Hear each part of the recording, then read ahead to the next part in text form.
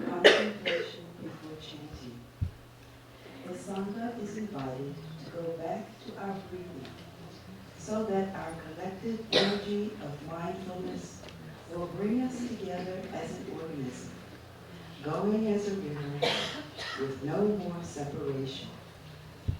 Let the whole Sangha breathe as one body, chant as one body, listen as one body, and transcend the frontiers of the delusive self, liberating from the superiority complex, the inferiority complex, and the equality complex.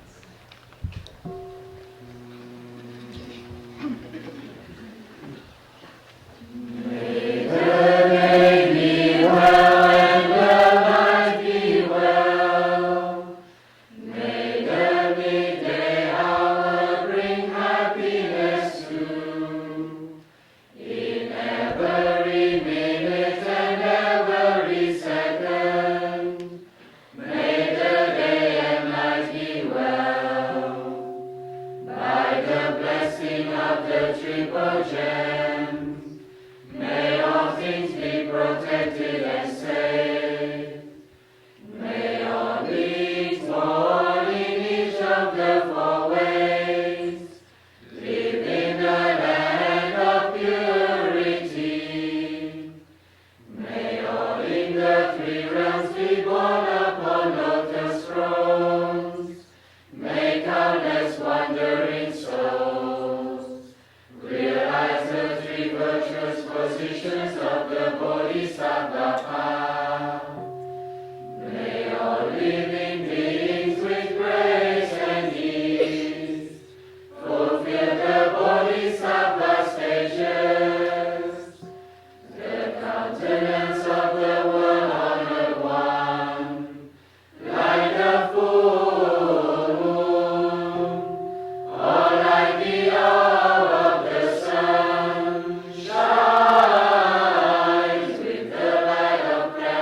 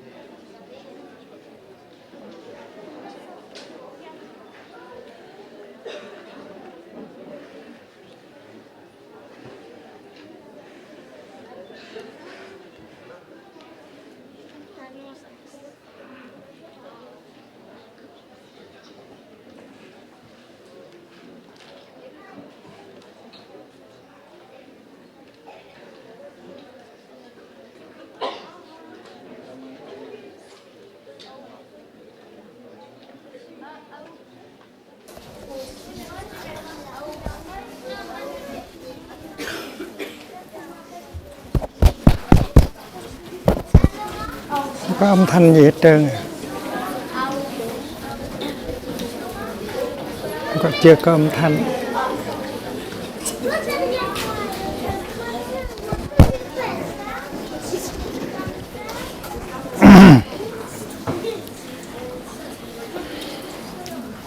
Chưa có âm thanh, bắt đầu có. Cái túi có thể đâu? Tu vas parler français ou pas trop? Anglais. Anglais.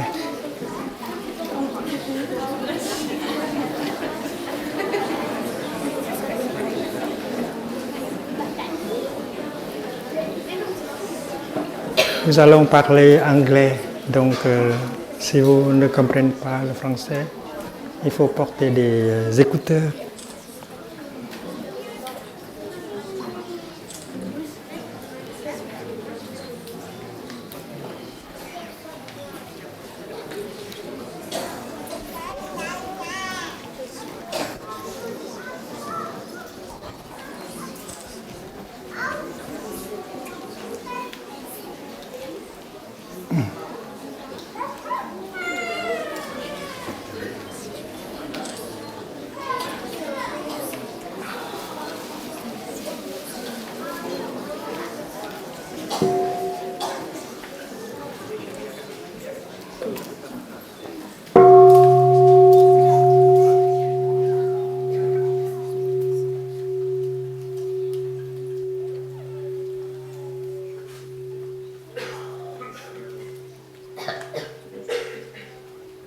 Breathing in, I feel alive, very alive. Breathing out, I smile to life. Feeling alive, smiling to life. 3 times.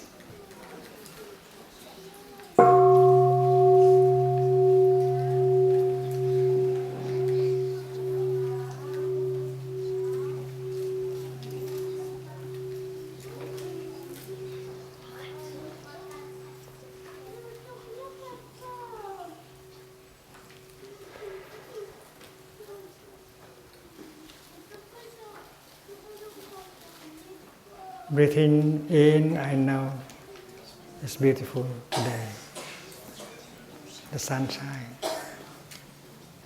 the trees, many friends. Breathing out, I smile to the sunshine, to the trees, and to my friends.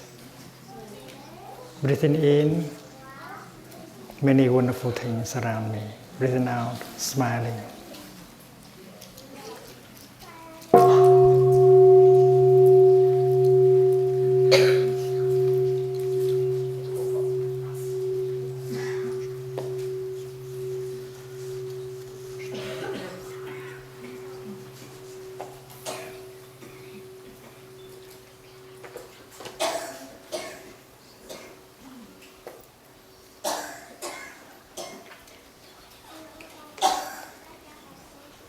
There may be some thunderstorm this afternoon.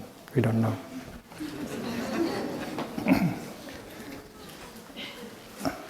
Good morning, dear Sangha. Today is the 19th of July, the year 2013. And we are in the full moon meditation hall of the new Hamlet, Plum Village.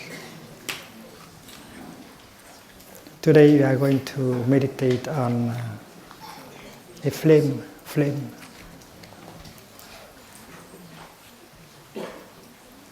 The flame is hidden somewhere. You know, we all know that the flame is there, but she tried to hide from us.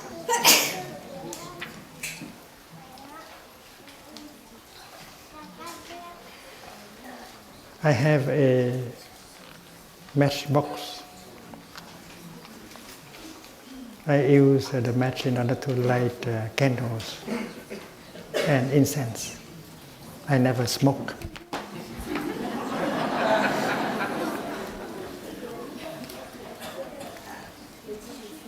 And I know that the flame is always there for me when I call for her. Without her, I cannot light my candle. I cannot light my incense. So the flame has been a long time friend of mine.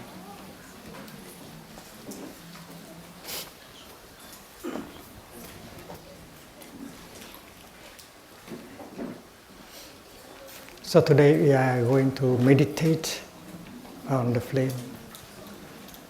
And if you say that the flame is not there, it may not be true. You do not see the flame yet, but you know that the flame is around. She is hidden somewhere, maybe in the box.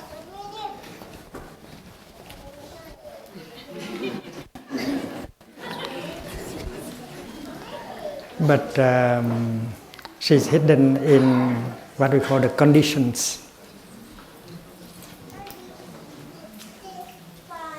Because there are conditions to help the flame to manifest, like the chemical, the wood, and so on. So the flame is hidden somewhere inside of the box. My dear little flame, I know that you are there inside. You cannot hide yourself from me. But I know that you are also outside of the box. I know that in the air there is oxygen. I need oxygen to breathe in and out. If there is no oxygen, I cannot be alive. So I know that you, my little flame, you also need oxygen to manifest, to appear to me. So oxygen is somewhere in the box, but outside the box. So the flame is hidden not only inside of the box, but also outside of the box. And then among the conditions that help the flame to manifest, there may be my fingers, because I need to use my 2 fingers in order to help the flame to be born, right? So the flame depends on my fingers. So we can talk to our flame. My dear little flame, I know you are there. Please manifest for us. Show yourself. We need you.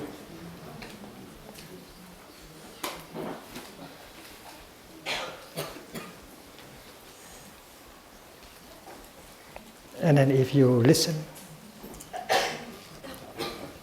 with mindfulness, you will hear the flame saying something like this: Dear Thầy, dear children, dear Sangha, I am ready to manifest for you. All the conditions are sufficient except one, that is a movement of your fingers. So the movement of my fingers are the last conditions to help a flame to manifest, right? There are many conditions, inside and outside. They are sufficient except one, which is a movement from my fingers. My flame, we are going to provide you with the last condition so that you can appear for us. I know you are very beautiful. Here is our beautiful, dear little flame.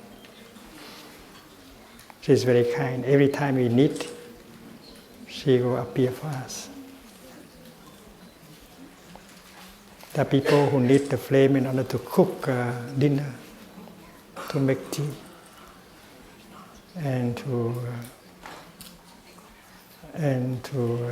heat the house.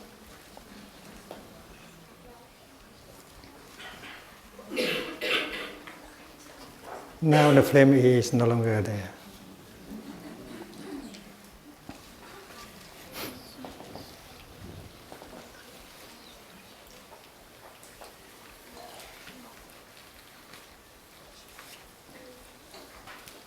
If we ask, my dear little flame, why don't you stay with us longer?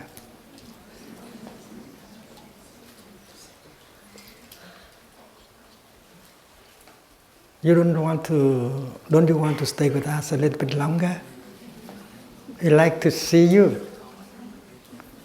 And then if you listen, you can hear the flame telling you something.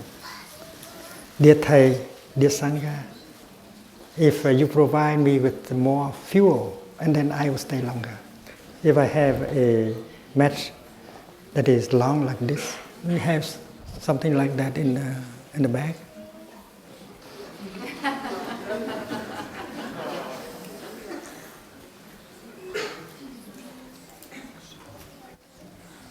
No. In that case, we use another match to provide the flame with. She said that she can stay longer with us, provided that we offer her more fuel.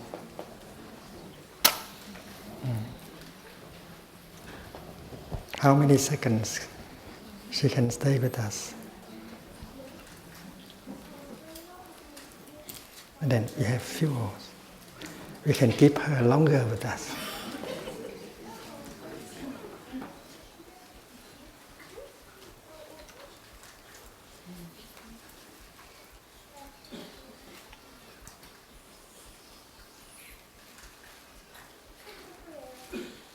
Are you breathing in and out?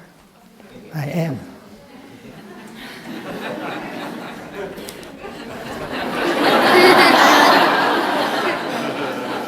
Not very successful. Because Thai has waited a little bit too long before offering new fuel. Shall we do it again? Okay.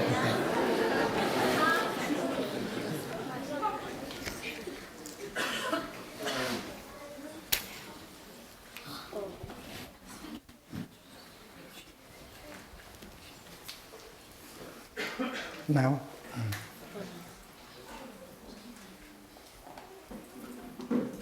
So with this, you can stay longer with us. Not very successful this morning. Now we should have a conversation with the flame. This is meditation. If you think that meditation is boring, you are wrong. Meditation can be very interesting. And this is meditation. We are meditating on a flame. We ask this question, my dear little flame, where are you? Where do you come from?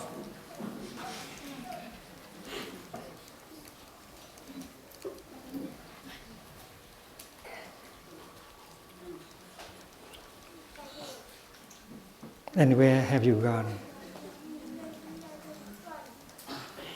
Our flame has gone somewhere. It has come from somewhere, and it has gone somewhere. This is a very important question, because sometimes we have a person who is very dear to us. She just comes. She stays with us for some time, and then she goes somewhere. We cannot see her anymore, and we suffer.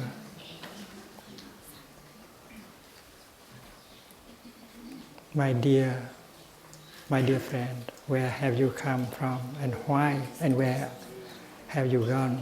I miss you. So we suffer. In the case of the flame, we don't suffer much, because we know that we can make the flame come back.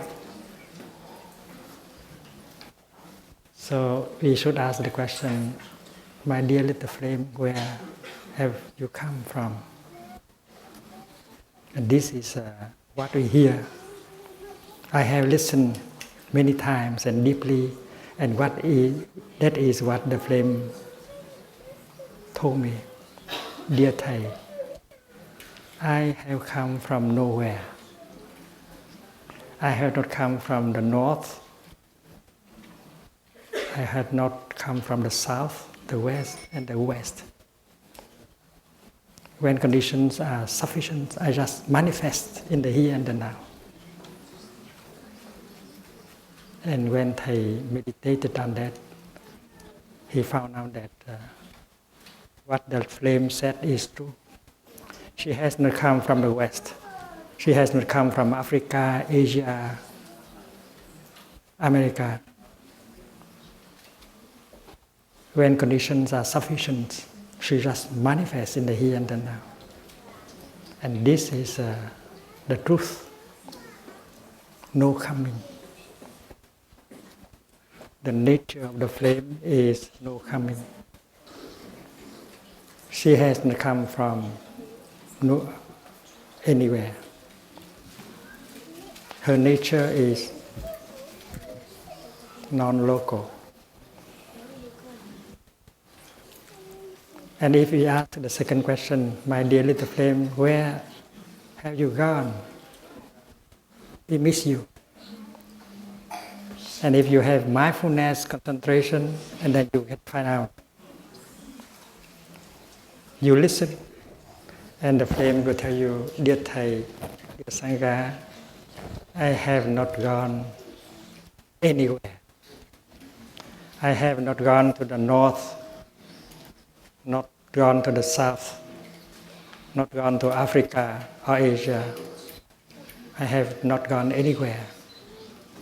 When conditions are no longer sufficient, I just stop my manifestation.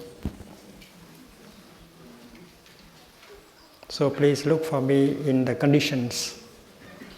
And if you bring together enough conditions, I will manifest for you again.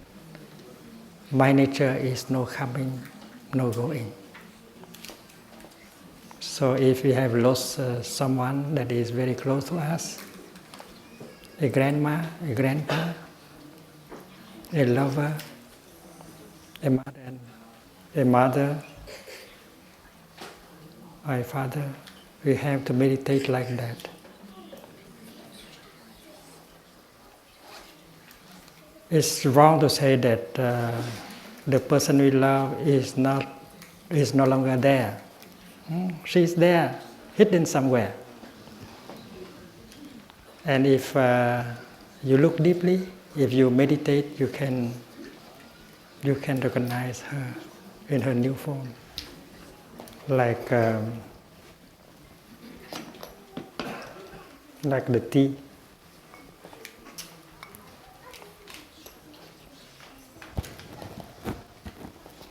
Tea is a good subject of meditation. Thầy drink tea every day, several times. So Thầy has a lot of chances to meditate. Look into the tea. Drink your tea mindfully. And you see that in the tea there is a cloud. The cloud that you saw yesterday in the sky is no longer there. And you think that the cloud is dead. The cloud has died. But a cloud can never die. A cloud can become rain or snow or hell, ice. A cloud can become tea, but a cloud can never disappear. It can take new forms. It never dies. So when you don't see your beloved cloud in the sky, don't cry. She's somewhere. And if you look, you can see her, your cloud, in the rain. Now she has become the rain. And the rain is calling you, darling, darling, here I am. Don't you see me? I have a new form. I do not have the form of a cloud anymore. I have a new form, the form of the rain. And then the rain can become the tea. So your beloved one has not died. She is in her new manifestation. And if you are a good practitioner of meditation, you don't have to cry. She is always there, but you don't recognize her. And that is the Shindadubbada of no coming, no going, no birth, no death. It's very deep teaching. We are going to discuss a little bit more on this, but the children have their own program.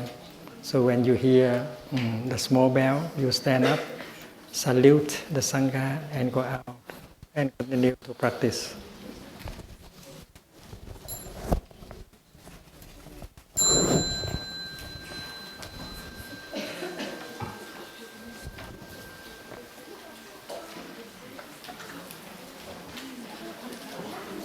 Stand up, face the Sangha, Sangha is in that direction. And when you hear the small bell, bow and go out.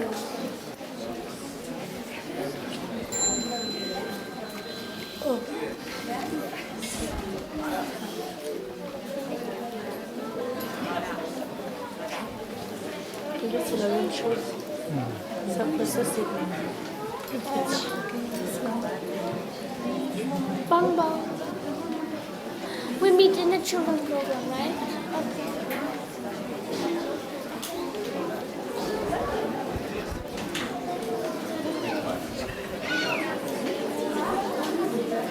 Bon appétit.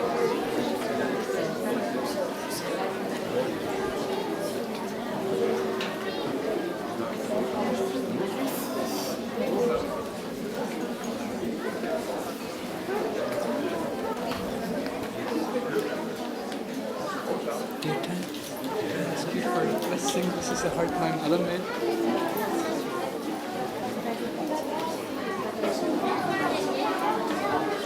You are my father. Thank you so much. Stay healthy, huh?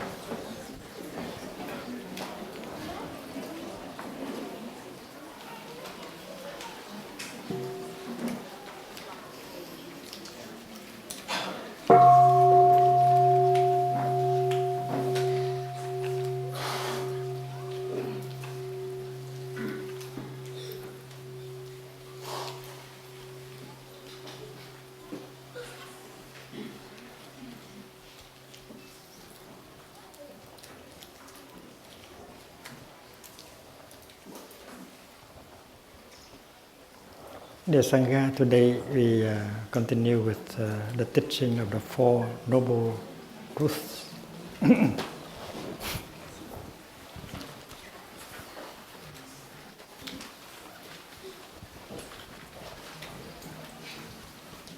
The first noble truth is suffering dukkha.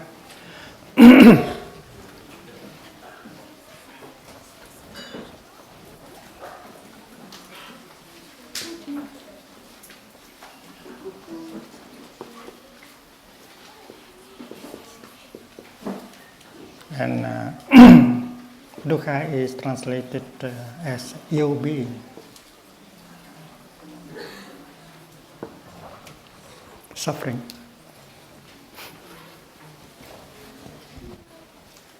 And the second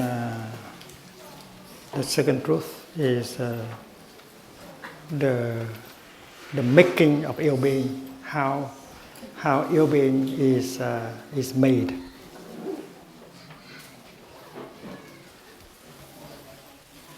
It's samudaya.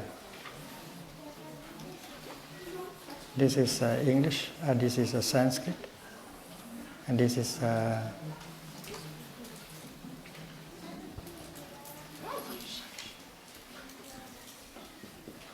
Chinese. The making of ill being.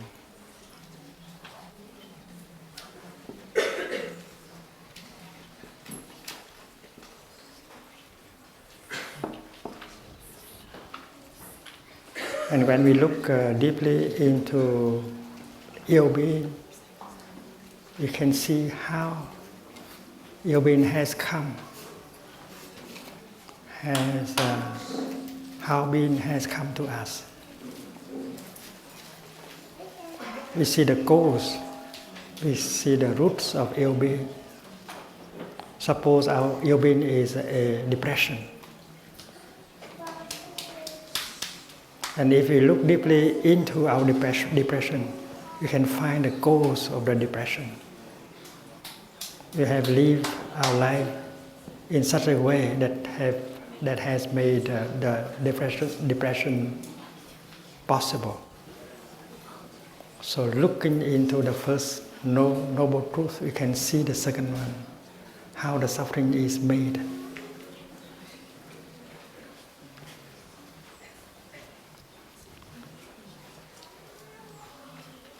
And the third truth is nirodha.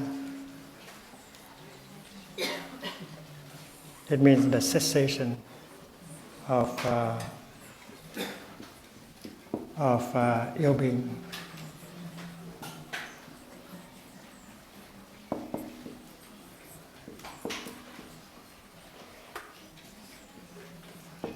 The cessation of ill being means the presence of well-being.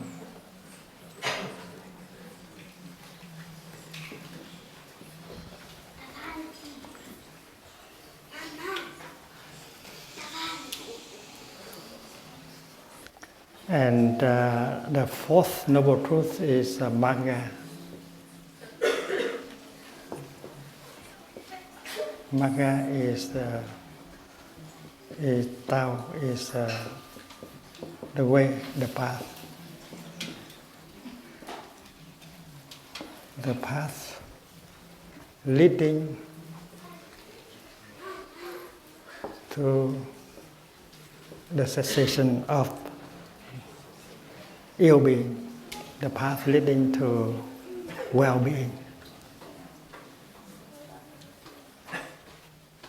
And we know that the 5 mindfulness trainings that we have learned represent very concretely the path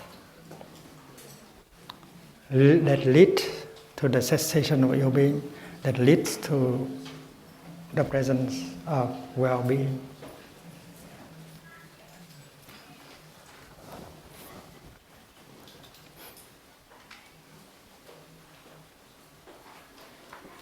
When we look deeply into dukkha, ill being, with mindfulness and concentration, we can see how ill being is made. The way of life that has led to ill being. And we know that if we continue to go this way, ill-being will continue for a long time. And that is why there is intention to quit, to abandon this path, in order to take the opposite path. And if you see this path, you can see at the same time the opposite path.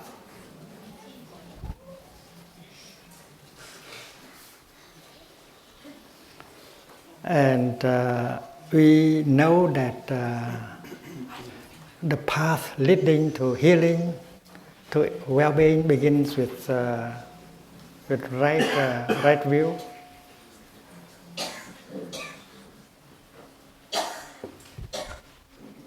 right thinking,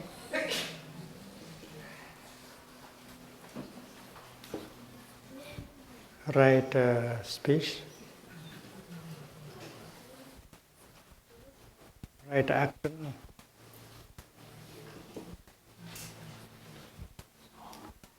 right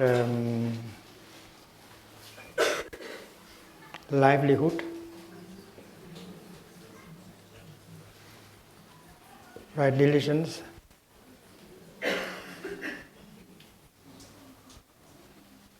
right mindfulness, and right concentration. These are the 8 elements of the path, of the noble path. And the second noble truth is somehow a path, but a path leading to the opposite direction. So if this path is made of right view, this path is made of wrong view.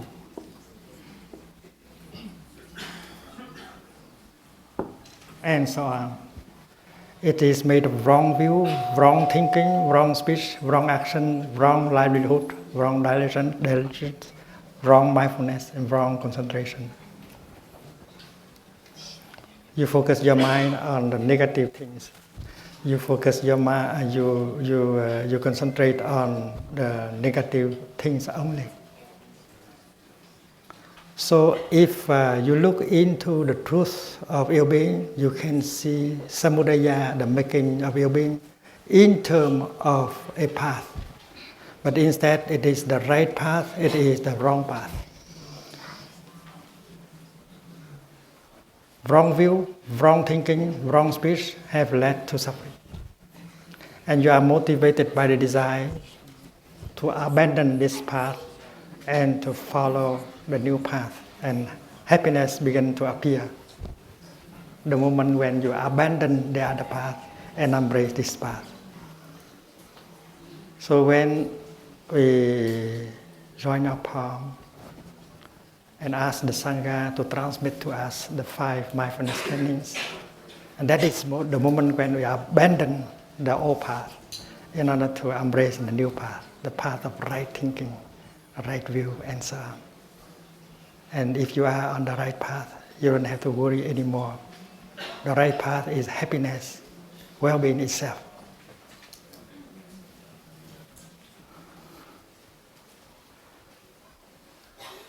So the first thing we see that the second truth and the fourth truth can be described in terms of path. The right path, the noble path, the wrong path, the ignoble path. But in Buddhism, the second and the fourth truth are sometimes described in terms of consumption, in terms of food. It's very interesting. If you know how to consume, you have happiness. And if you don't know the path of mindful consumption, you suffer. Because the Buddha said, nothing can survive without food.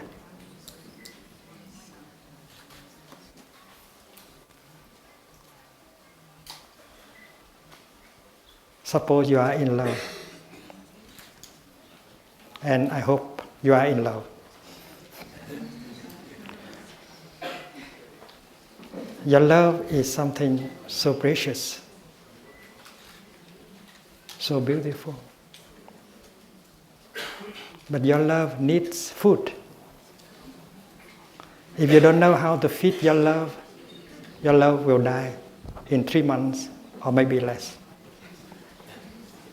So if you are a lover, learn how to feed your love with the right kind of food. And your love will stay for a long time. Your love can be very beautiful in the beginning, but if you don't know how to feed your love, it may die in 1 year or 2, and it turn into hate and anger. That is why remember what the Buddha said, nothing can survive without food. Your love needs food. And do you know how to feed your love? You have to learn. Because in the Buddhist teaching, you have the teaching of true love. True love is made with loving kindness, compassion, joy, and inclusiveness. Yesterday, during the question and answer period, we have spoken briefly on the 4 elements of true love. And we have to cultivate these 4 elements of true love in order to feed our love so that it can stay for a long time. Everything needs food to survive.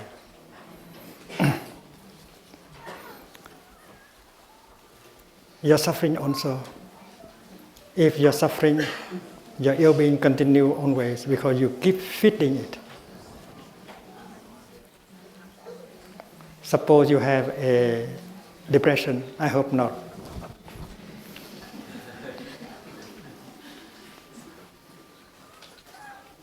If your depression refuses to go away, because you keep feeding it every day,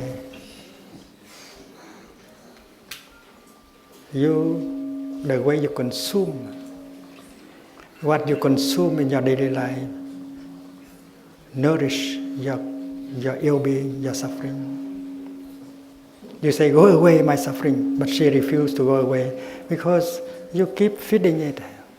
And that is why you have to look deeply into your suffering, your ill-being, and identify the kind of food that you are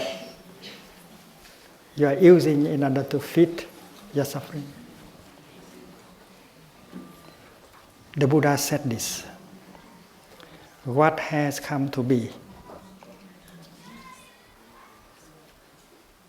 meaning your suffering, your ill-being, what has come to be. If you know how to look deeply into its nature and discover and recognize the source of nutriment that has brought it into you, you are already on the path of transformation and healing. And this is an invitation for us to look into our suffering, our ill-being, in order to identify the kind of food, the kinds of nutriment that we have used to feed it. Suppose there is a depression, and the practice is look into the depression deeply to see how you have live your life in the last 6 months in order to make this depression possible. You have consumed in such a way. You might have consumed a lot of worries and fear and anger and despair. And that is why the depression has come and continue to stay. And if you have recognized the elements, the nutriments that you have used to feed your depression, and you don't want to feed it anymore, you are on the way, on the path of emancipation, transformation and healing already. The Buddha said that what has come to be, if you know how to look deeply into it and recognize the nutriment that has brought it in, you are already on the path of emancipation. And that is why the second noble truth can be seen in terms of nutriment, in terms of food.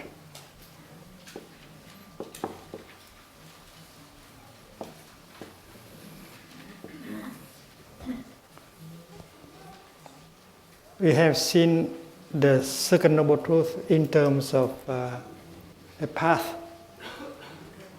Now we see it in terms of a nutriment. You have consumed in such a way that has made your suffering possible. And if you change your way of consumption, you consume with mindfulness, and then you stop feeding your ill-being and you begin to feed your well-being. And this is the right food, the right kind of food that can bring in well-being and keep it for a long time. And this is a kind of wrong food that has brought to you ill-being, and your being will continue for a long time if you keep feeding it. So this concerns the fifth mindfulness training. And when you receive the 5 mindfulness trainings, you are expected to practice the recitation of the 5 trainings every 2 weeks and meditate on it in order to deepen your understanding of the trainings. And the 5th training seems to be the way out for our society. If we know how to abandon the path of unmindful consumption, if we know how to consume in mindfulness, we will heal ourselves and we will help heal the world.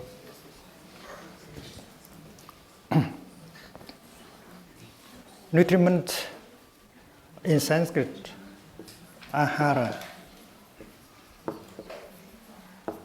thực. And in Buddhism, we speak of 4 kinds of nutriments. Jatvari ahara. And the first kind of food is called edible food.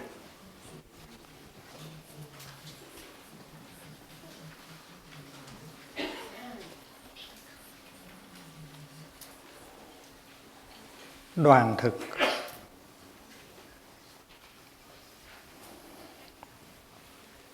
Đoàn thực. What we consume through the way of the mouth is edible food.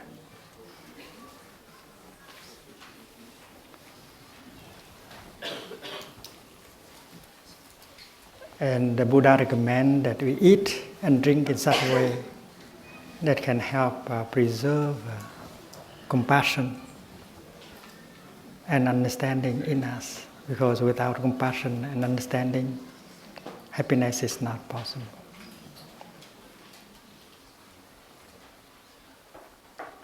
And he told the story of a refugee couple who fled the country and took refuge in another country. This must be a true story, told to the Buddha by the couple themselves. The couple had a little boy with them, and they had to flee the country. They had to cross a desert to go to another country to take refuge. But they They miscalculated. So halfway through the desert, they run out of food. And they knew that they are going to die, 3 of them. So after some reflection, very difficult reflection, the couple decided to make a terrible move to kill the little boy and eat the flesh of the little boy to survive, hoping they can cross the desert. This story is told in a sutra called The Sun's Flesh.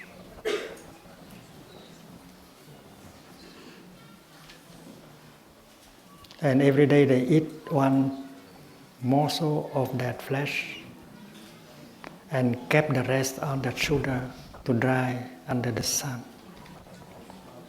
And the next day they will eat only one more piece of that flesh.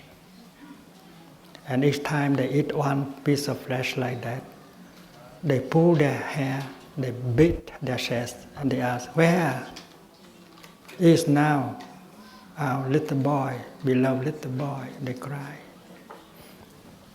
But finally, the couple got out of the desert and was accepted as refugees.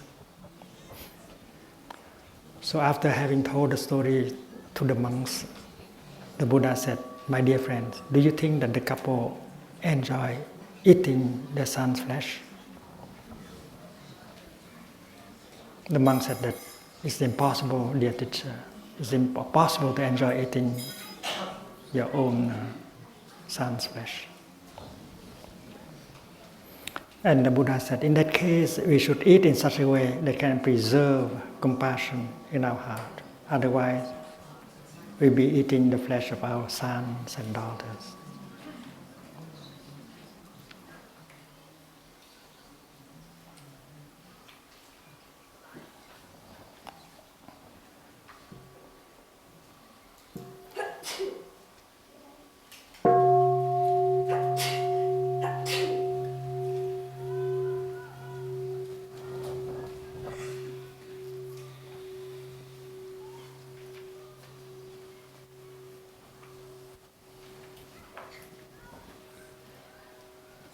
We get sick if we don't eat mindfully, and we destroy our compassion if we don't eat mindfully. We know that according to UNESCO, tens of thousands of children die every day because of the lack of food.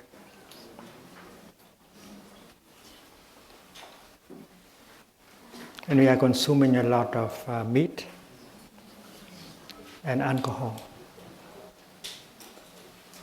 Looking into the piece of meat, we can see the flesh of our daughter, the flesh of our son, because the children who are dying every day, who are they? They are our sons and daughters. The amount of grain that is used to make alcohol and to make the meat can be used to feed the hungry children. In order to have a glass of alcohol, you have to use a huge quantity of grain. In order to have a piece of meat, you have to destroy a lot of trees. You have to pollute a lot of water.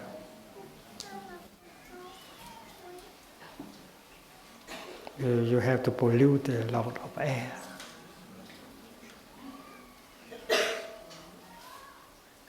And the meat industry is destroying our planet.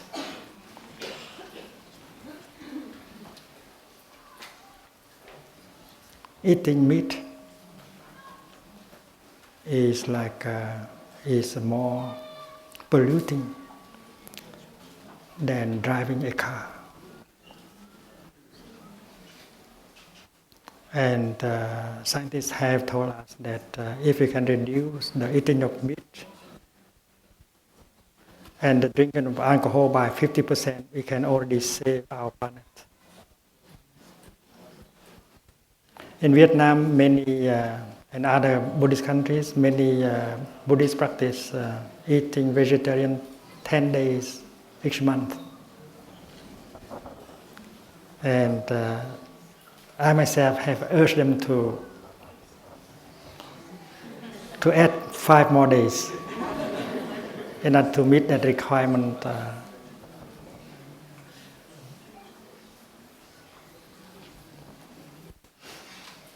Otherwise, we'll be eating the flesh of our son.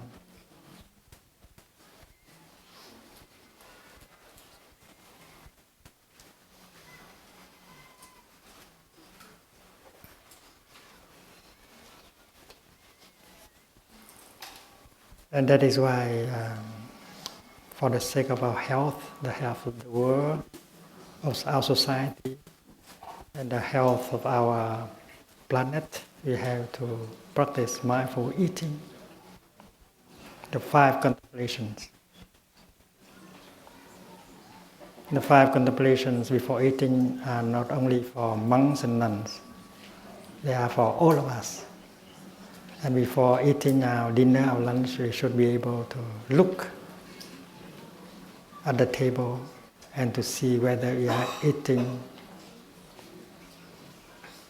in such a way that can preserve our health, preserve our planet, and not eating the flesh of our sons and daughters.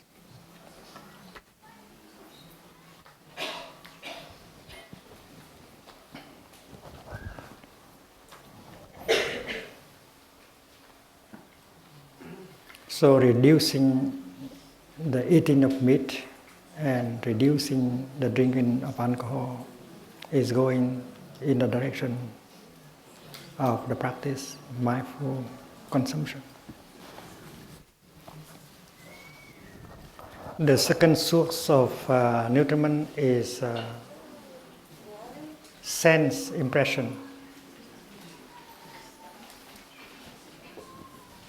Xúc thực.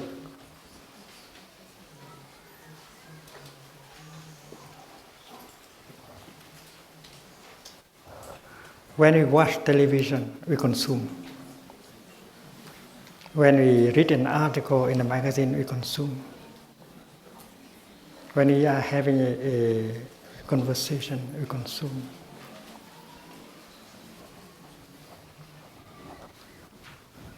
When we think, we also consume.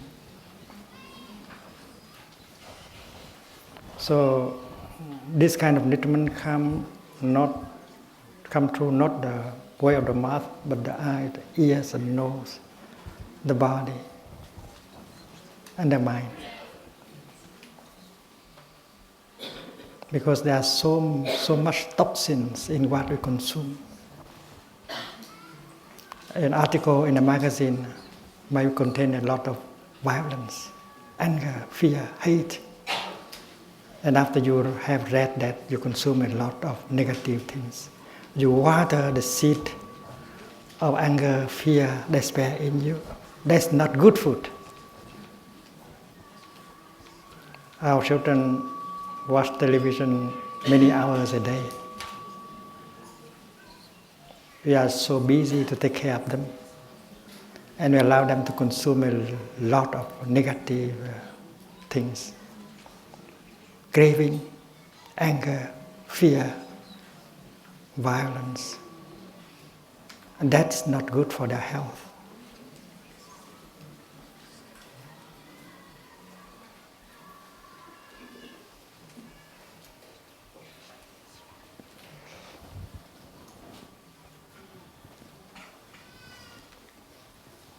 The electronic games that the children play may contain a lot of violence and anger.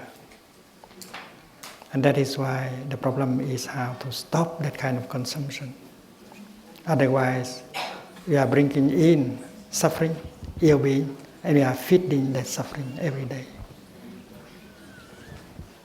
That is sense impression. When you drive your car through the city, you consume, because advertisements are there. They water the seed of craving in you.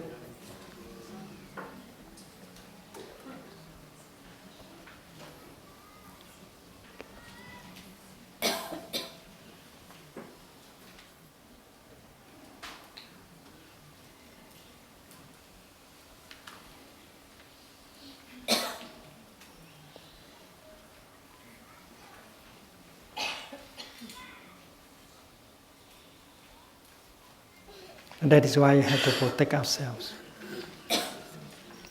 by the practice of fifth mindfulness training, mindful consumption. Otherwise, we are feeding our ill-being, our suffering, our depression. So the family has to sit down and have a discussion on mindful consumption. If the family goes to the supermarket, they can go together. And they can pass in review all the goods that are displayed in the supermarket. And you can tell the children what kind of goods is good for your health, the health of your family, the health of your society, and so on. And if we buy and use this, we are destroying the compassion and understanding in ourselves. Consuming without mindfulness brings a lot of toxins and poisons into our body and mind, and continue to feed the ill-being, the suffering in us. And the family has to make a good decision, what to buy, what not to buy.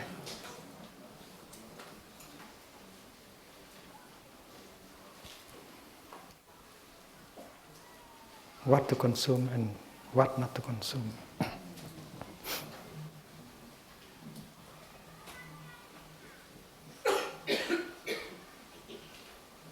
And the third source of nutriment is called volition.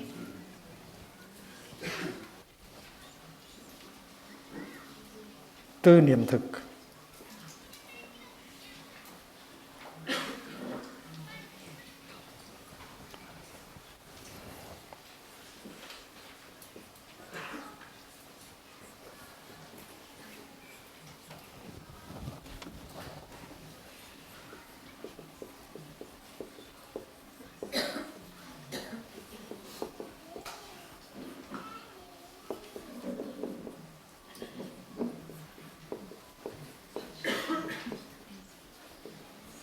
Volition is your desire, the strongest desire in you. You have several kinds of desire, but the deepest, the most important desire is volition. What you want to do with your life.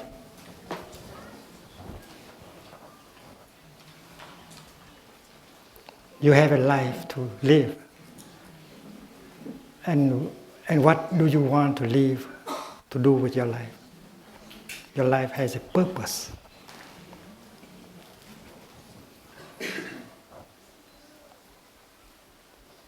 Some terrorists, they have a strong volition. They want to punish. They have a lot of anger. They feel that they are victims of other people. And they want to punish in the name of God. They are ready to die. They can do anything in order to punish the people they think that are evil. And by doing so, they can kill a lot of innocent people. So they have toxins, misunderstanding, and violence and anger, and the desire to punish. That's very strong. That is volition, deepest desire. And that is not healthy food. They want to use their life in order to punish. And they think that they are doing that in the name of God, in the name of justice. But they are victims of many wrong perceptions. Many of us also have a lot of wrong perceptions also. We think you are doing the right thing for the world, for God. But we are practically destroying the world and God. So if your deepest desire is to protect the environment, save our planet, that is good food. That gives you a lot of energy in order to be alive. If your deepest desire is to help children not to be abused, you do everything in order to protect children, that is good desire, good volitions. And the Buddha also had a strong desire, to practice and liberate himself in order to help other people. So each of us has to sit down and look deeply and identify our deepest desire. And that desire, that volition should be good. If our deepest desire is to have more fame, or power, or sex, or wealth, that's not good food. Because many people are running after these objects of craving. Wealth, sensual pleasure, fame, power, and they destroy their body and their mind running after these objects. And many of them, although they have a lot of these things, they suffer deeply. But there are people who don't have these things, but they have enough compassion and understanding. They are happy people. So the desire to cultivate more compassion, more understanding, and serve people, that is a good food. So each person has to sit down and observe whether our deepest desire is wholesome or unwholesome. That is the third element, the third source of nutriment spoken by the Buddha. What we want to do with our life, that is the question. To build a sangha, to help people to suffer less, that is good food.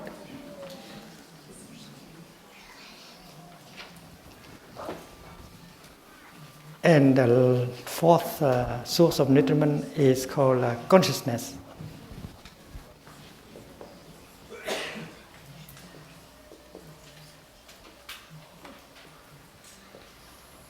Thức thực.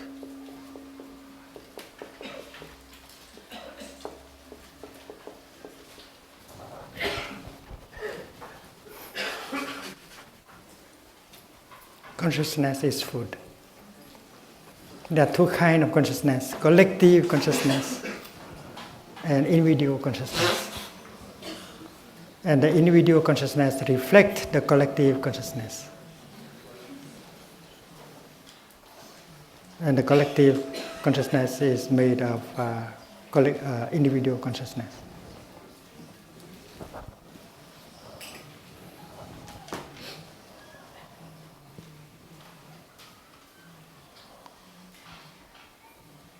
And every day we consume that, but we are not aware. And what we consume in terms of consciousness can be very toxic, full of poisons.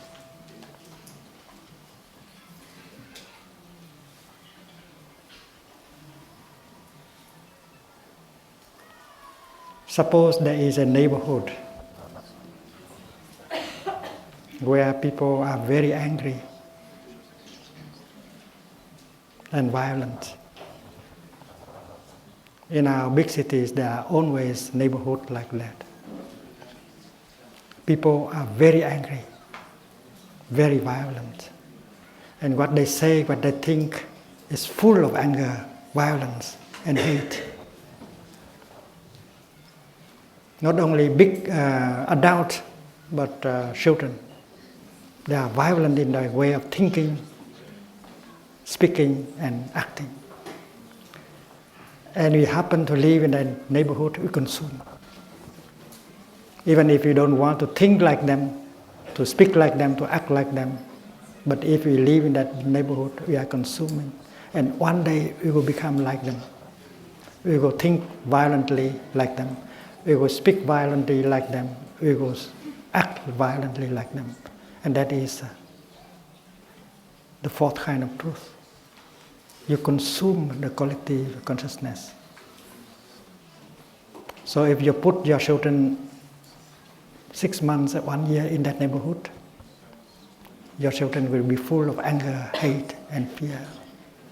And that is why if you wake up and know that it's not good food, you have to pull out from that neighborhood as soon as possible.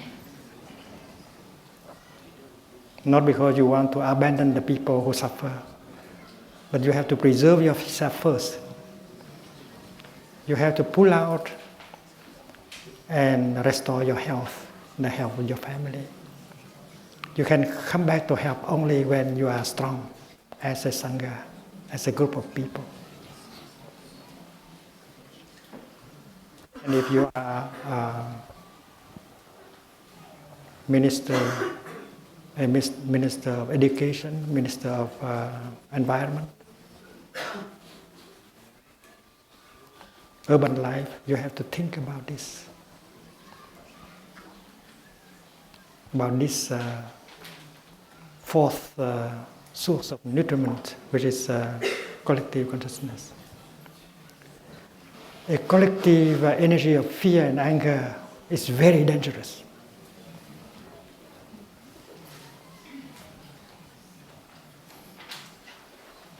And if you are there, and if you consume that collective energy of fear, anger, and despair, that's not good for your health, for the health of your children. When you come to a retreat like this, the collective energy that we produce is mindfulness, peace, concentration, and compassion.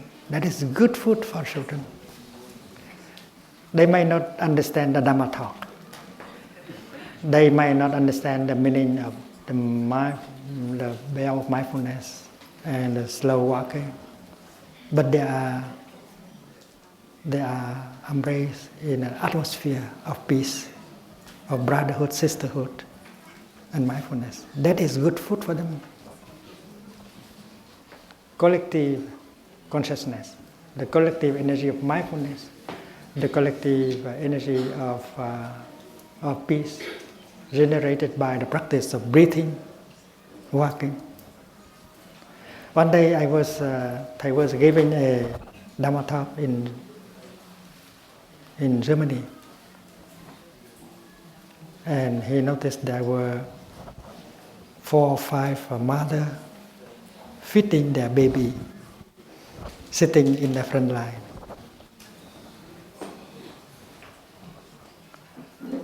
And suddenly they saw that the baby being fed with 2 things. First of all, the milk from the mother, which is good, and also by the atmosphere, peaceful atmosphere, mindful atmosphere generated by the Sangha. There are more than 1,000 people in the hall. So that is good food for children. And if you put your children in a collective energy of anger and fear and despair, you are losing them. And that is why our duty is to come together and produce good energy, good collective energy. We can set up a neighborhood where people can live with brotherhood, sisterhood, harmony. They learn how to think positively in terms of the noble eightfold path, and so on. This is Sangha building, creating a healthy neighborhood. If you are mayor, you are in the city council, you would like to make your city, your neighborhood such a place where the good collective energy of brotherhood, sisterhood and peace could be available to us and our children.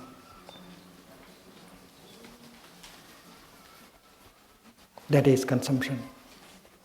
This is the deep teaching of the Buddha on food, on consumption.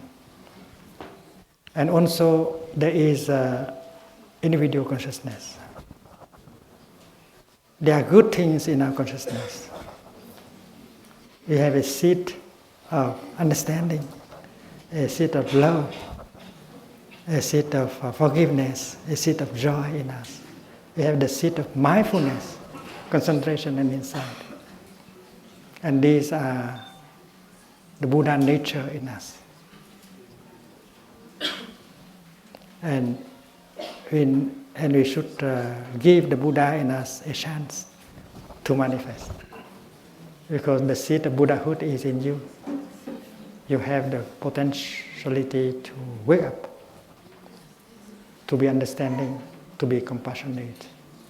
And every day you live your life in such a way that you water these positive seeds in you. You help the Buddha in you to grow. So if you know how to make good use of the good things in you, you are consuming the good things in your consciousness. But in your consciousness there are negative things. There's a seed of anger and fear and hate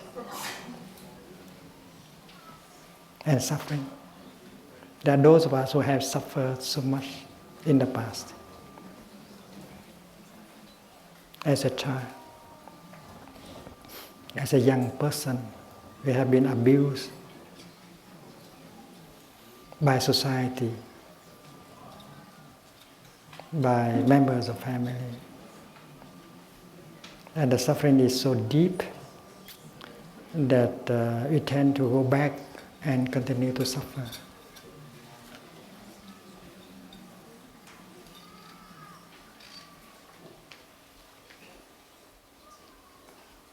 In our consciousness there is a dark corner,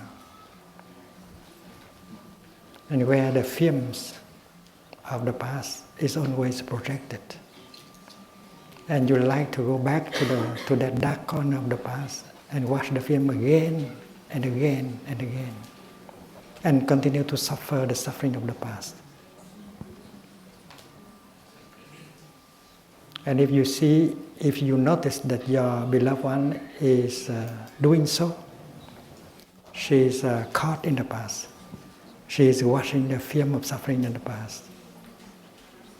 You should help her to come out, because the present moment is full of wonders. And she always likes to go back and suffer and suffer and suffer again, again, again.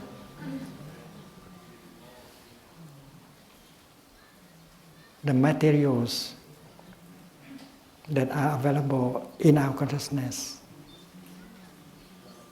are there. And we have to choose between these materials as food. We should not allow ourselves to be lost in our regret, in our sorrow, in our suffering of the past. And that is why the food comes from within. And we should know the path of practice, and should need a friend in the practice to help us not to continue to consume the unhealthy things within our consciousness.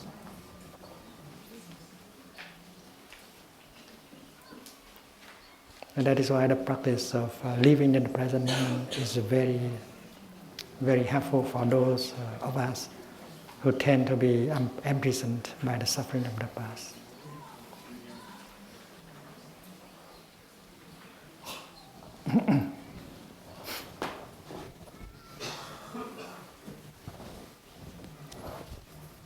So the second noble truth and the fourth noble truth, although usually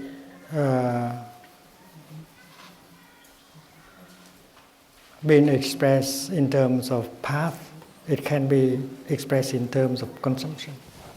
And the fifth mindfulness training is very deep practice, deep teaching. If we practice the 5 mindfulness training, the 5th mindfulness training, mindful consumption, we begin to heal our body, our mind. We begin to experience joy and happiness. And we can participate in the work of healing society. The 5th training. Please study more and more in depth.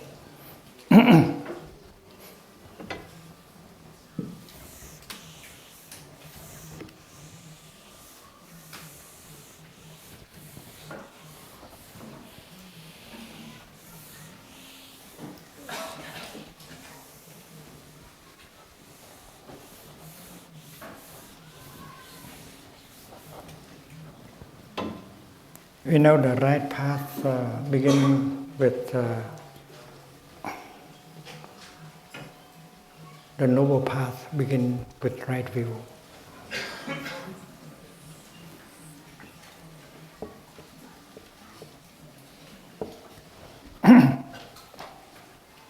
When you speak of the noble eightfold path, the path represented by the 5 mindfulness training, you begin with right view.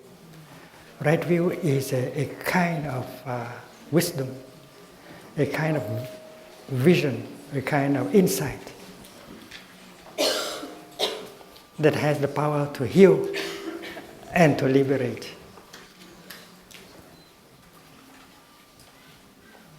Right view is characteristic by understanding and compassion. A view that has no understanding and compassion is not right view, it's a wrong view. It's not good food. And right view is characterized by the absence of discrimination.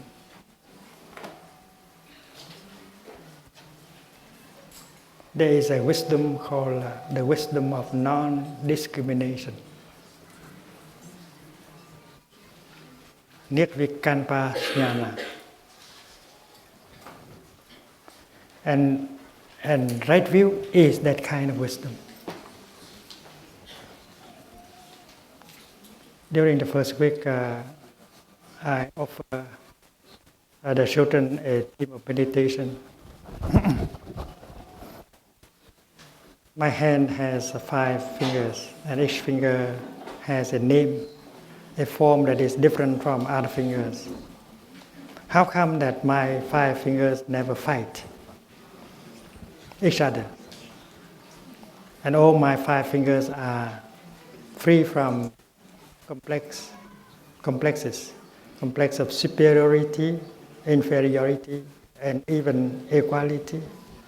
There is a harmony, there is a collaboration between the 5 fingers, and my right hand and my left hand. And that is an example of the wisdom of non-discrimination.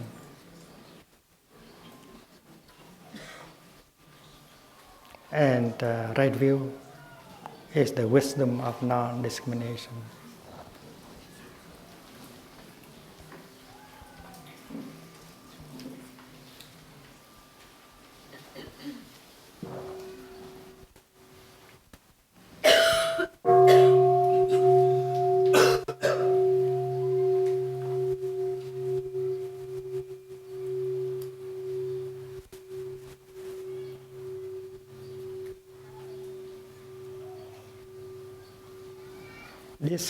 This wisdom of non-discrimination, that this right view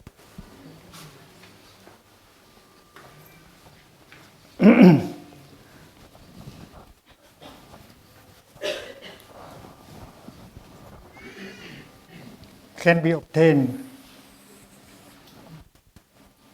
by the practice of right concentration,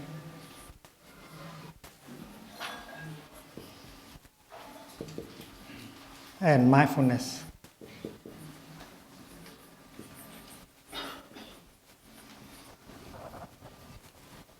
These are three kinds of energies.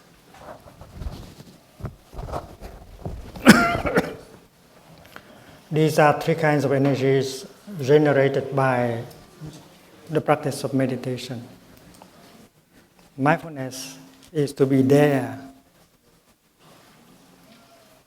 and to observe, to know what is going on. And when you are there mindfully, you see that everything is connected to everything else. You cannot be yourself alone. You have to be with, to interbe with everything else, like the left and the right. The left cannot be by itself alone. She has to interbe with the right.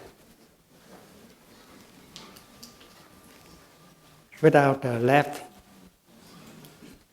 without the right, there is no left. That is the wisdom of interbeing. And right view is the wisdom of interbeing. So the left should not discriminate against the right, and the right against the left.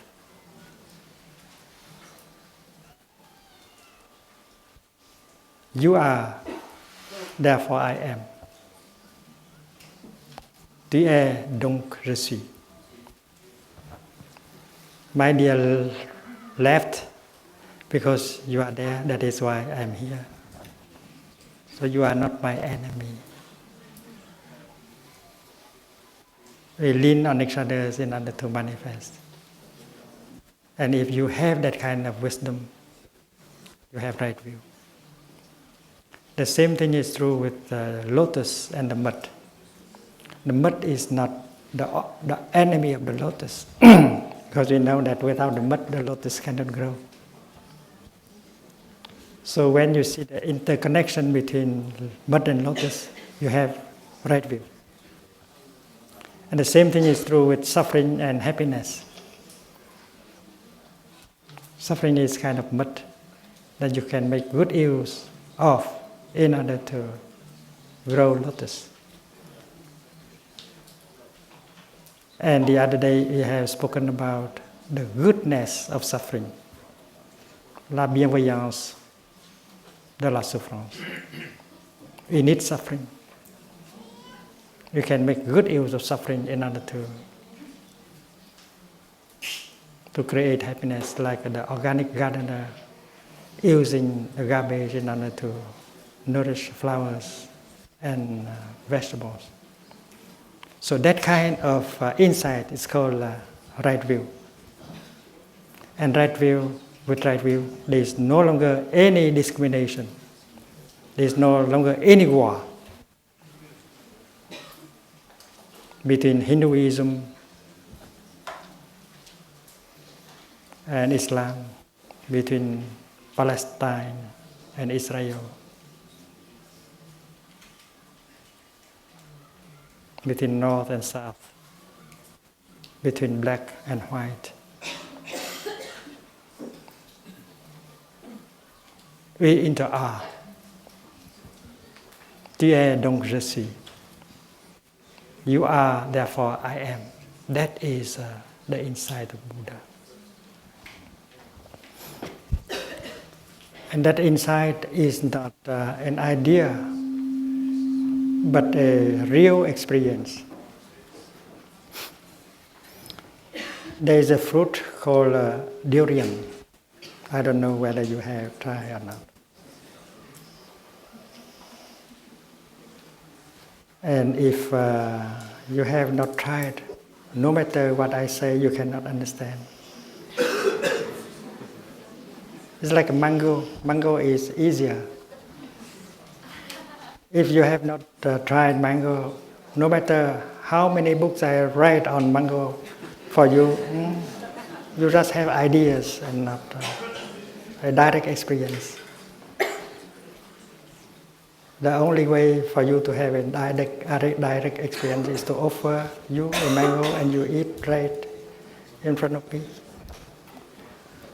So right view is like that. And if you practice mindfulness and concentration, we can get the right view. And if we have right view, we have right thinking.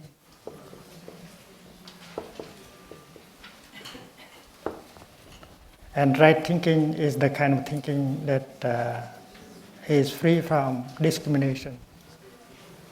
The kind of thinking that is full of understanding and compassion. And without right view, your thinking cannot be right. If you can produce a thought of compassion, of understanding, and that thought begin to heal you and begin to heal the world. And as a good practitioner, you can produce thoughts like that several times a day for your healing and for the healing of the world. If you produce a thought of hate and despair, you destroy yourself and you destroy the world. And if in the past you have produced a thought negative like that, you can do something now. You take good use, you make good use of the present moment in order to produce a thought full of understanding and love. And you can neutralize the thought that you produced yesterday. You have the power over the past. If in the past you have produced a thought of anger and hate, it's not too late for you to change. Establishing yourself in the present moment, produce a thought of forgiveness, understanding and compassion, and then you can neutralize the past. That is the teaching of the Buddha.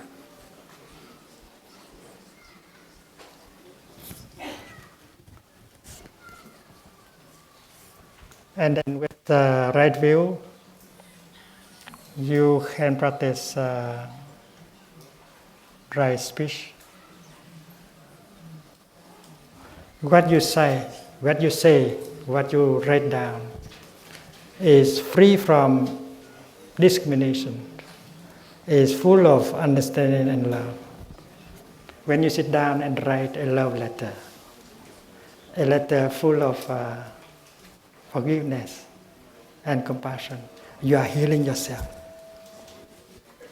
The other person has not read the letter, but you are healing yourself by writing such a letter.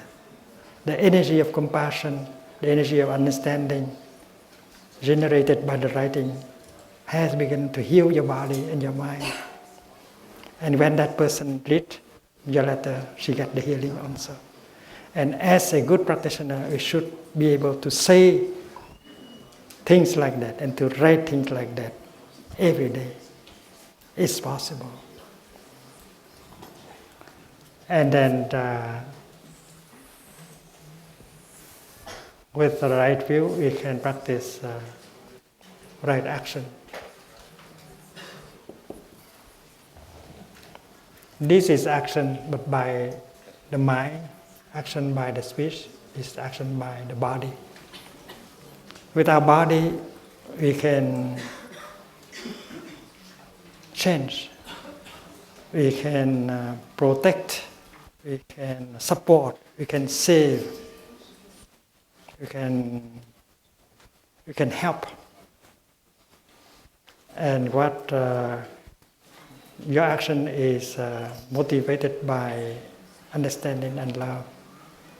And there is no discrimination, anger and hate in your action, and that is why it's called right action. And these three things are the product of our life.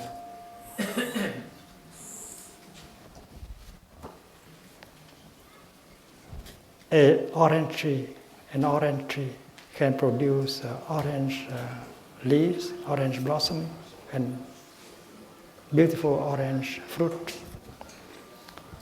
A human being produce in terms of thought, speech, and action. And in Buddhism, we call it karma. Karma means action. Nghiệp.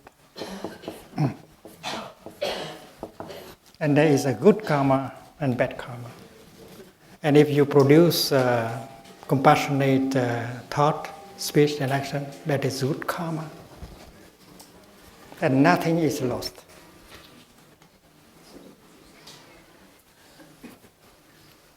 And when your body disintegrates, you continue always with your karma.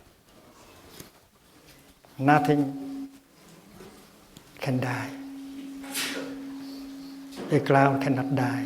A flame cannot die. Nothing can die. And science can agree with the Heart Sutra. You know that in the Heart Sutra it said there is no birth, no death. No coming, no going. And the first law of thermodynamics is about energy and matter. And we learn from that law that you cannot create a new matter. You cannot destroy matter. You cannot create new energy. You cannot destroy energy. You can transfer energy to another kind of energy. You can transform energy back into matter. You can transform matter into energy, but you cannot destroy or create. The nature of matter and energy is the nature of no birth and no death. And Lavoisier, the French scientist, has said it very clearly. Rien ne se crée, rien ne se perd. Nothing is born.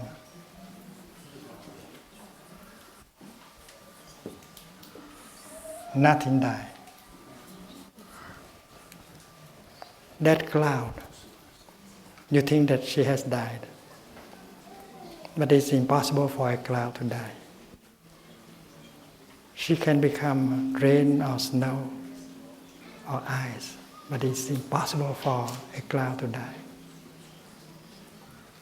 You think that to die means from being, you pass into the realm of non-being. That's the way we think. From being, you pass into the realm of non-being. But it's impossible for a cloud to become nothing. She can become snow or rain or tea, but she cannot become nothing.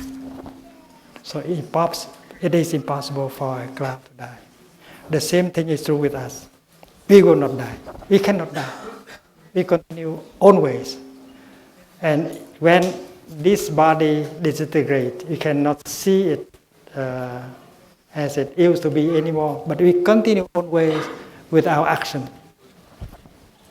And if we know how to produce beautiful thought, speech, and action, we continue beautifully.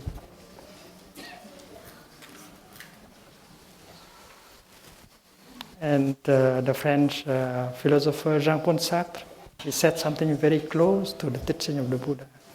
He said that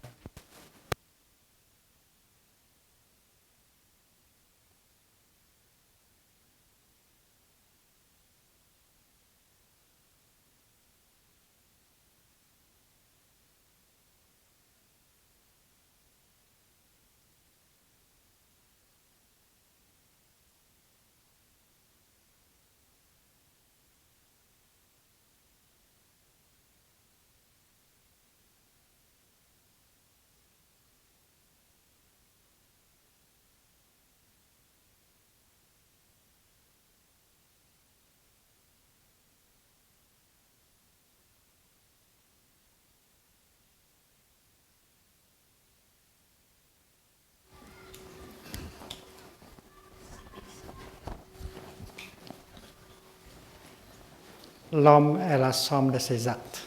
Man is the totality of his action. Man is not his body, his feelings, his perceptions, his mental formation, his conscience. Man is his karma. And that is why when this body disintegrates, we continue always. And we can assure a good continuation if we know how to produce good thought, good speech, and good action. Nothing can die. That is the truth. And scientists now agree with us that the nature of reality is the nature of birth, of no birth and no death. So we have right livelihood,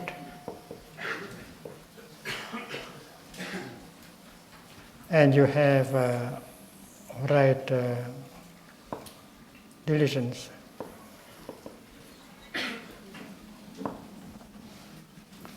And these are the 8 elements of the Noble Path.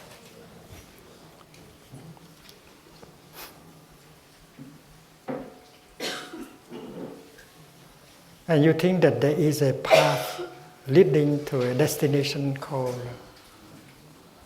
well-being.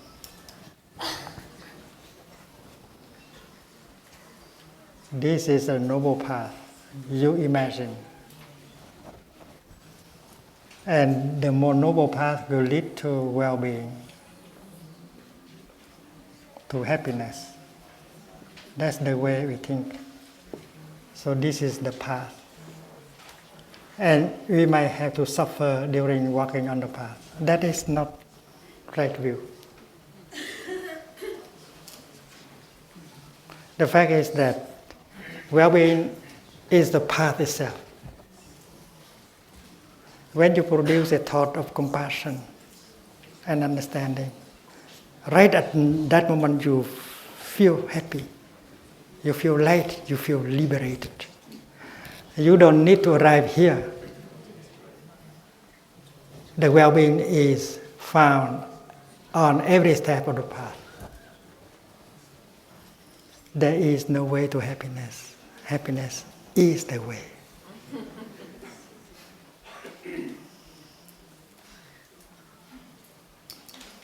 Suppose you are practicing mindful walking, and they ask, what is the use of mindful walking? And you say that peace, solidity, joy, happiness. It looks that you walk like that in order to get these kind of things uphill. But no, every step can bring you peace, solidity, freedom, joy. So in Plum Village, we remind each other that there is no way to happiness. Happiness is the way. So taking the 5 mindfulness trainings, you begin to be happy right away. Every breath, every step, every act, every word, every thought produced can be happiness right away. There is no path leading to well-being. Well-being is the path itself. There is no way to nirvana. Nirvana is the way. And that is the non-dualistic way of thinking about path and well-being. This is the 3rd noble truth, and this is the 4th. And if you look deeply, you see the 3rd can be found in the 4th.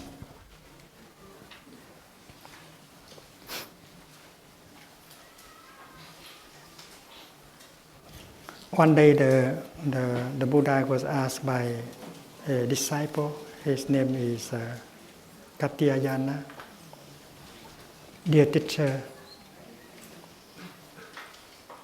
You often speak about right view. What is right view exactly? A very direct question.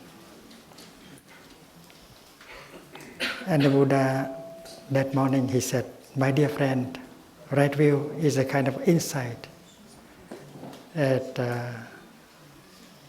transcends the notion of being and non-being.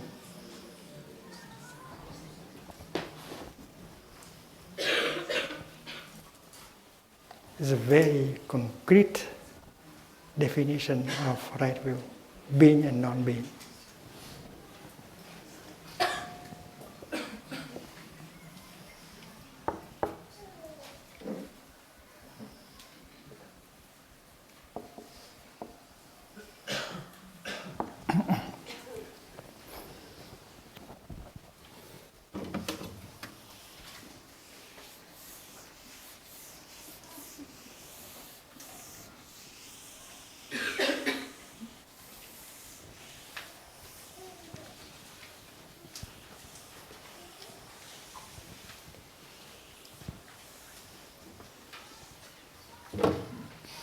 Let us do together a little meditation. Let us có cái viết ở trong cái túi của thầy.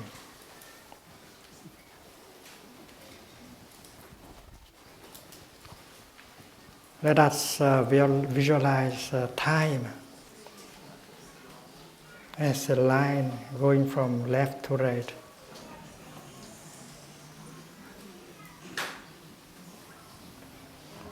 And let us pick up a point here and call it B, birth.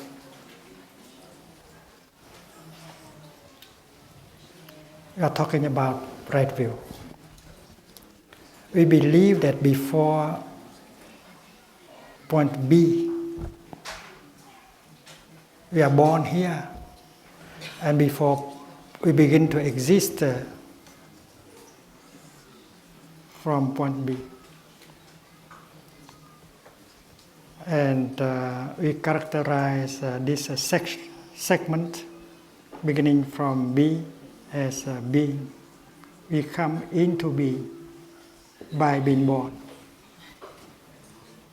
And there is a birth certificate.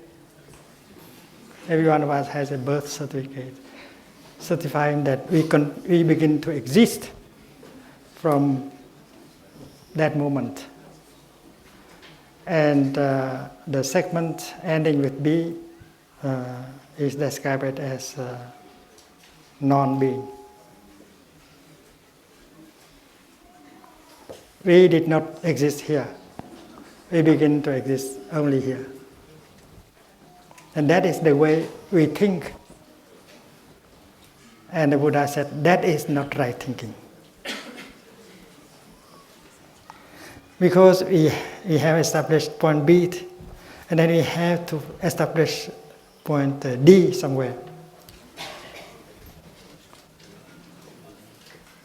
Death. If you are born, and then you have to die. So, birth cannot be by itself alone. Birth has to interbe with death, like the left and the right. And you believe that you continue to be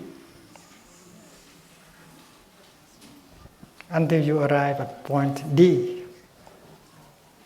And at that point, you pass from the realm of being into the realm of non-being again.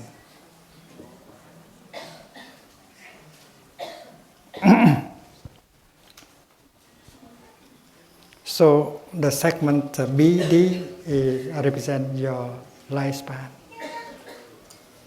And you are very afraid that when you become, you come to point D, you become nothing. You pass from the realm of being into the realm of non-being. And this is the way most of us think of life, of reality, of self. But when we meditate on the flame, on the cloud, we see that it's not like that.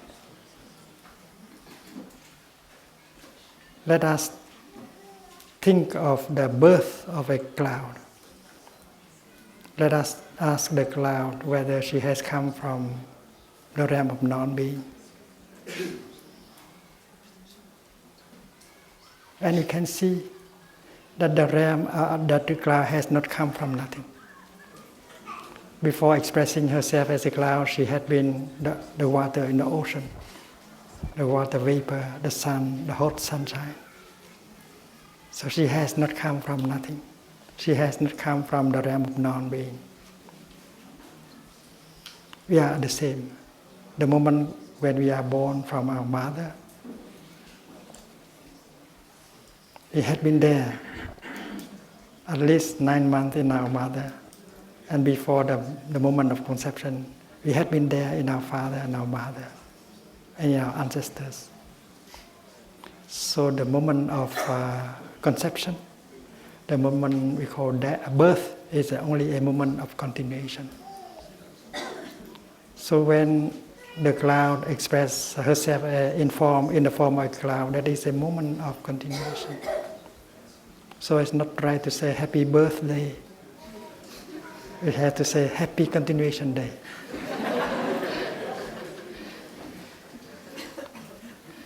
So there is no birth. Because to be born means from nothing you become something. From no one you suddenly become someone. And that is our idea of birth. From no one you suddenly become someone and you have an identity card. But looking into the cloud, you see that the cloud has not come from nothing. It has not come from the realm of non-being into the realm of being. The nature of the cloud is the nature of no birth. So the first law of thermodynamics agree with that.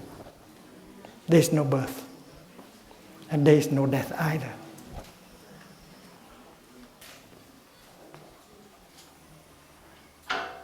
And that is why we can remove the notion of birth and death.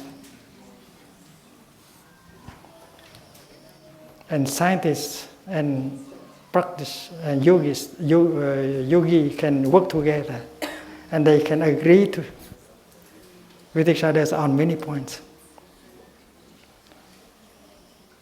On the surface, it looks like there is birth and death, but looking deeply, there is no birth and there is no death. There is no reason why we have to be fearful of death, of non-being. When the children are invited to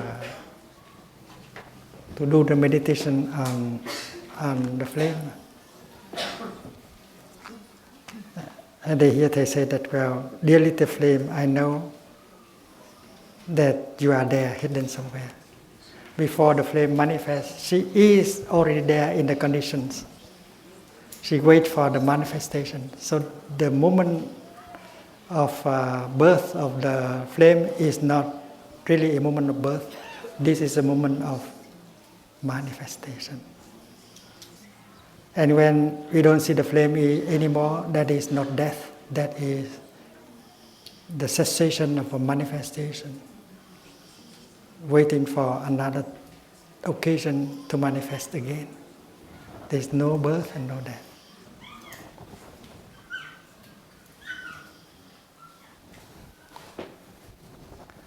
And if we can remove the notion of birth and death, we remove the notion of being and non-being at the same time. Because the notion of being and non-being are founded on the notion of birth and death. So right view is a kind of insight that is free from notions, including the notion of birth and death, being and non-being. And with that kind of insight, everything we think, we say and we do is correct, is good, and it can only create happiness and heal and transform. time for walking meditation.